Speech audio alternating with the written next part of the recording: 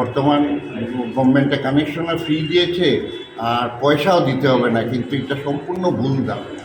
জল জীবন মিশনে কানেকশনটা ফ্রি ঠিক আছে, কিন্তু মান্থলি একটা রেনিউমারেশন এটা কমিটিকে দিতে হবে। যে মেঘা জল প্রকল্পের এক সভা অনুষ্ঠিত হলো কাটিগড়ায়। শুক্রবার কাটিগড়া চৌরঙ্গি স্থিত কেশব সঙ্গী মেঘা জল প্রকল্পের সভাপতি কমলেন্দু ভট্টাচার্যের পৌরোহিত্যে আয়োজিত সভায় উপস্থিত ছিলেন বিভাগীয় এই নবজিত লেখারু, বিভাগীয় সাইট ইনচার্জ প্রদীপ্ত কুমার দে, পরিচালন কমিটির সম্পাদক দেবজ্যোতি চৌধুরী প্রমুখ। সভায় মেঘা জল প্রকল্প থেকে সুষ্ঠু ও সুন্দরভাবে জল বিতরণ নিয়ে বিশদ আলোচনা করা হয়।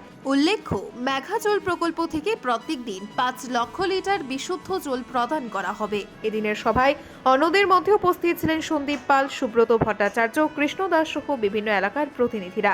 এ নিয়ে পরে সংবাদ মাধ্যমে বিশদ জানান প্রদীপ্ত কুমার দে। ব্যুরো রিপোর্ট, আজকের বরাক। আজকে আমরা গেটার কাটিগড়া ওয়াটার সাপ্লাই স্কিমের একটা কমিটি ফর্মেশন নিয়ে আমরা এখানে একটা আলোচনা সভায় মিলিত হয়েছি। এখানে আমাদের গেটার কাটিগড়া স্কিমটা যাতে সুন্দর সুস্থভাবে পরিচালনা করা যায় বা স্কিমটাও যাতে চলে, এটা নিয়েই আমরা দীর্ঘক্ষণ এলাকার যারা উপস্থিত তাদের সঙ্গে আমাদের আলোচনা হয়েছে।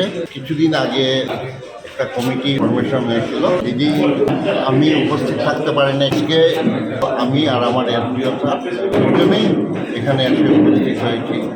স্কিমটা সুন্দরভাবে চলে এইটা নিয়ে বিস্তরভাবে আলোচনা হয়েছে। গেটার কাটিগড়া ওয়াটার সাপ্লাই স্কিমটা জল জীবন মিশনের আন্ডারে না, এটা এসওপিডির আন্ডারে।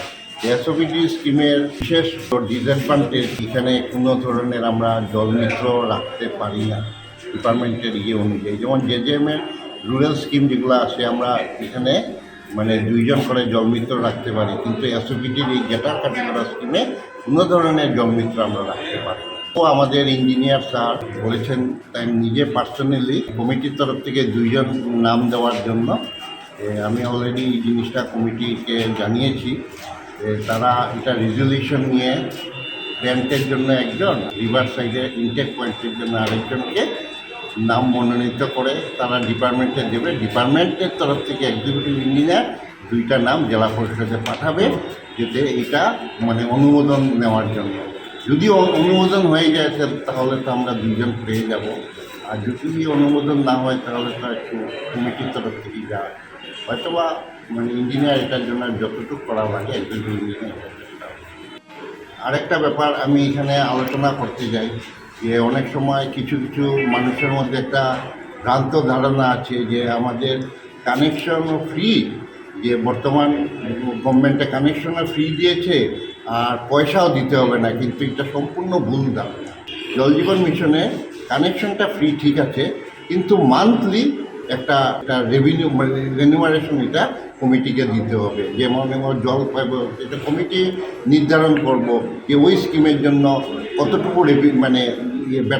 রেভিনিউটা দিতে হবে।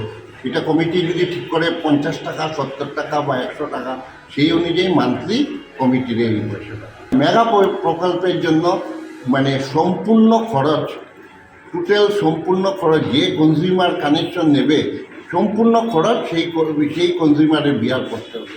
যেমন কানেকশন নেওয়া, পাইপের খরচ, স্যাডেল পিচের খরচ, তারপরে টেপের খরচ বা কানেকশনের যে লেবার চার্জও আছে, হ্যাঁ, সম্পূর্ণ খরচ কনজিউমার যে কানেকশন নেবে তার কানেকশনের খরচটা সম্পূর্ণ বিয়ার করতে হবে। তাছাড়া মান্থলি যেটা কমিটি নির্ধারণ করবে এই পয়সাটাও কমিটিকে দিতে হবে। মেগা প্রকল্প থেকে কত লিটার জল উত্তোলন হবে প্রত্যেক দিন? এমনি তো আমাদের যে আন্ডারগ্রাউন্ড রিজার্ভার যেটা গেটার কাটিগড়াতে আছে 5,60,000 লিটার এটা হবে। তারপরে আমাদের 5টা জোন আছে, যে 5টা জোনে 5টা ওভারহেড আছে, হ্যাঁ। একটা হলো ইলারা জোন, একটা ওভারহেড আছে, গঙ্গাপুর জোনে একটা আছে, তারপরে কাতিরাই জোনে বিআরটিএফের এখানে একটা আছে, সিদ্ধেশ্বর একটা আছে, আর গোবিন্দপুরের একটা আছে।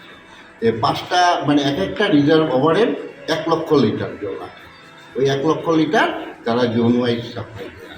এখন আমাদের সিদ্ধেশ্বরও বেশ কিছু কানেকশন হয়েছে বা গোবিন্দপুরেও হয়েছে। এখন বাকিগুলা যেমন হিলারাও মানে ইয়েতে মোটামুটি একটা মিনি স্কিম আছে, মিনি স্কিমের সঙ্গে হিলারাটা টেক আপ করা হয়েছে, হ্যাঁ। কাতিরেলেও কিছু করা হয়েছে, বাকিগুলো এরকমভাবে চলবে। ধন্যবাদ।